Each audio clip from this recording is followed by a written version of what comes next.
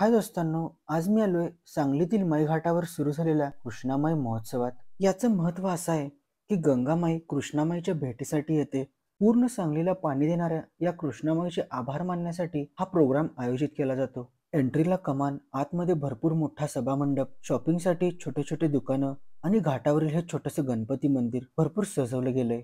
आपल्या लहानपणीच्या बबलू हातीची आठवण आहे इथे. मंदिराच्या थोडंसं पुढे आल्यावर अशी शिवाजी महाराजांची मूर्ती आहे. त्यालाच लागून विठ्ठल व त्यांच्या भक्तीत गुंग असलेल्या एकनाथ तुकाराम महाराजांची ही मूर्ती आहे. त्यालाच लागून श्रीरामांची ही मूर्ती आहे. अशा तऱ्हेने माईघाट पूर्णपणे भक्तिमय होऊन गेलाय. तिथूनच थोडंसं पुढे आल्यावर या रक्षकाची पोस्ट कॉपी करून हत्तीची थोडीशी माया करून पुढे माईघाटचं दर्शन करायला मी आलो. इथे लाईटच्या रोषणाईमध्ये घाट पूर्ण झगमगून गेला होता. सोबतच आपल्या लेजेंडरी आयर्विन पुलालाही लाइटिंग लावून सजवण्यात आलं होतं. इतके एस्थेटिक शॉट्स येत होते म्हणून म्हटलं थोडेफार व्हिडिओ फोटो काढूया. इथून बाहेर पडल्यानंतर माईघाटच्या समोरील बाजूस खाण्याचे स्टॉल्स आहेत.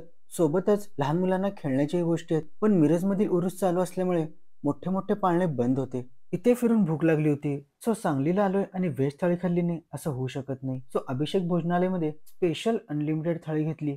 एका थाळीतच आमच्या दोघांचं पोट भरून जाते. यामध्ये 4 भाज्या, दही, कोशिंबीर, 2 चपाती, पापड, कांदा, लिंबू सॅलड आणि स्वीटमध्ये आम्ही घेतलं होतं फ्रूट कस्टर्ड, जे एकदम मस्त आणि थंडगार होतं.